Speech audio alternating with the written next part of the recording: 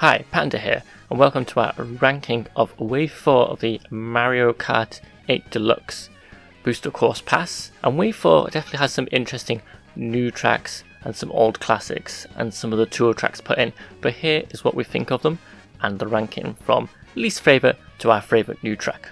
Let's check them out.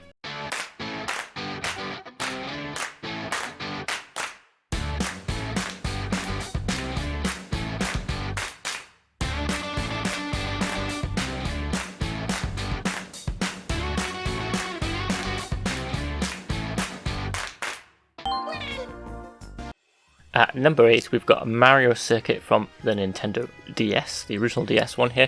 Now the reason I've ranked this so low, there's nothing particularly wrong with this course and it's alright, but it's a Mario Circuit course and I feel like the Mario Circuit ones tend to just be a bit like boring or play it safe compared to some of the other more wild courses that you see in the Mario Kart series. There's not much to say here, your standard travelling around or near Peach's Castle. There's a few different areas like a tunnel, a bit of off-road, but nothing particularly exciting here, maybe one or two shortcuts. Visually it looks alright, there's some quite nice lighting, what I call God rays coming through the trees. I thought that was a nice touch.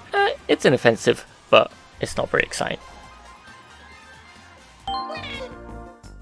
At number 7 we've got Riverside Park from the Game Boy Advance. Now, I'm not the biggest fan of the Game Boy Advance Mario Kart, but overall, this track, they've converted it well, it looks interesting enough. I like the weird piranha plants that kind of walk on two legs, that's kind of an odd quirk. Once again, nothing inoffensive here, but it plays it safe. It's just your standard sort of like a track, maybe a small bit through a cave, a jump. It's mainly just avoiding the piranha plants that are walking back and forth, and some of them are carrying like mushrooms that if you hit them with an item, they'll drop the mushroom. But it's kind of forgettable, it does the job and it's alright.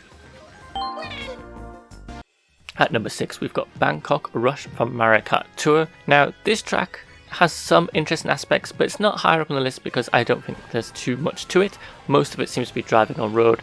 There's a section through a park.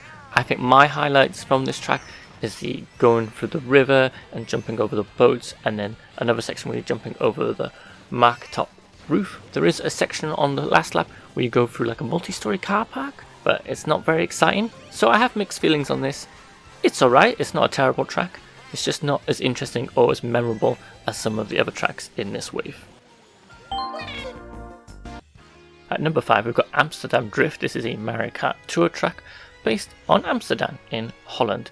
Now this track doesn't just take aspects of Amsterdam, it definitely has a feel of many like cultural things about Holland, but I think it shows the beauty and the interesting architecture and the mixture of stuff that Amsterdam and Holland is known for. There's some windmills.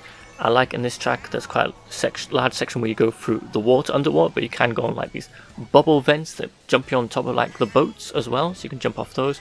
Also there's a nice patch through the field of flowers. What I also noticed as well, compared to like some of the other tracks I've been talking about so far, is the music. It's kind of like sort of jolly, has like a Holland feel to it, but also for some reason has a vibe of some like the music and the songs from ARMS, if anyone has played ARMS on the Switch. So I thought that was an interesting choice there, and just a small quirk that I picked up. But overall, this is a nice, jolly track. Could have a few more things in here, but overall, this is one of the stronger tour tracks in this wave. At number 4, we've got DK's Snowboard Cross from the Nintendo Wii Mario Kart. Now, this one, I really do enjoy it. This is another, what I call classic Donkey Kong level where you get shot out of a cannon, although there are some non-DK levels where you got shot out of a cannon as well. And I really enjoyed some of these tracks because they really focused on sending you to the top of a mountain and making your way back down. Well, so you've seen some other ones that are sort of like A to B tracks going down a mountain, but this was like good old circuit track as well. Now, you get shot through a cannon, there's some nice cool dangerous curves where you go try and avoid a canyon, some ramps you can do flip and trips off, some deep snow to avoid, some half piping, some shy guys to avoid. It's kind of just got a bit of everything. It has that nice vibe, and when you get back down to the mountain, up you go again, and rinse and repeat. It's just a really good, solid level, and I really enjoyed it. At number 3 we've got Waluigi Stadium from the Nintendo GameCube. Now you're probably thinking, why is this at number 3? Because anyone who might know me knows that Waluigi Stadium is definitely one of my favourite games from Mario Kart Double Dash, and I've got good reasons why it is as it's low. Now the high points are, it's still more or less the same track, it still has the fantastic music that goes to this track. My disappointments are here are visually. There are a few like details in the background they've changed, like the bouncy signs and the eyes seem to have gone, replaced by boring plain sides. I don't think the piranha plants coming out the pipes look as cool. I think some of the things they've added kind of ruin the effect, but the one thing that really I do not like about this version is how the mud looks. I don't know, they've put some weird glossy shine over everything and it just loses the appeal. If you go back and have a look at the GameCube version, and I will be doing a video about the GameCube version at some point, you can tell there's quite a bit of a difference between these two versions. Now I've still had to put it number 3 because overall the track still has the same vibe, the music gives it the same vibe, and overall when you're playing gameplay wise it's the same. It's just those few visual touches, and what Nintendo has been criticised anyway with this Booster Course pack is that the visual style and look feels a little bit lazy and not quite up to the standards of the standard tracks that came with Mario Kart 8 Deluxe. But overall, it's still a fun track and proves the Double Dash had some fantastic track design.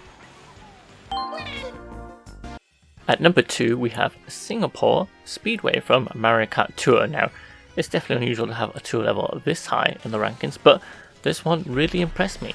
It's just very vibrant, colourful, it's got some cool gliding sections. Now my highlights from this track are going up to the top of the hotel roof, going past the fancy pools, or you could go through the pools, and then gliding and going through the hoops.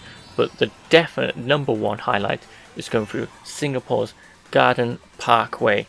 It has these tall metal structures and this high footpath that you can walk along and see these trees and plants and all that, and it just looks really cool driving your car around there.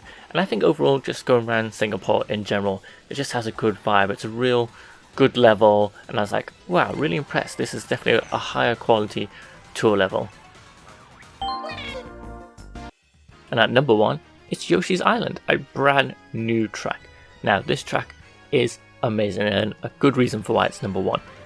The art style looks amazing. It definitely has that Yoshi's Island feel and vibe. It's got classic enemies, Shy Guys on stilts, the other weird duck bird things, the seagull type animals, that giant creature with a big mouth you can see in the distance. They've also replaced the coins with Yoshi coins that make the same noise from Yoshi's Island. It has the music, I probably said that already. It's just so good and fantastic. It's got underwater sections, gliding sections, iconic landmarks and level design from Yoshi Islands and the rest of the Yoshi games. It's just overall fantastic track. I really liked it. There is one bit where you glide, just a tip, just go straight forward. Sometimes when you go on gliding sections, you're like, oh, can I go that way?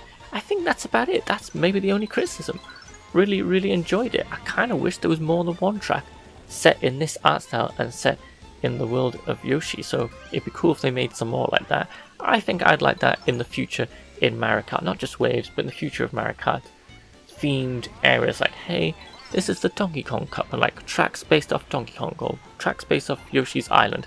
That's just my own personal opinion there, but there you go. Number 1 is Yoshi's Island from Wave 4. And there you go, that was our ranking of Mario Kart 8 Deluxe Wave 4. There's some definitely interesting tracks in there, maybe too many tour tracks, so that seems a common occurrence, and I feel like visually some of them could have been a little bit better. They're not quite to the Mario Kart 8 Deluxe standard, but overall there's some good and fun tracks in here. Thank you for watching. Remember, you can help support the channel through Twitch subscriptions, Ko-fi and Patreon. We really do appreciate all the support from all those people, and you can find out more details in the links below. Remember to like and subscribe, and we'll see you next time. Bye!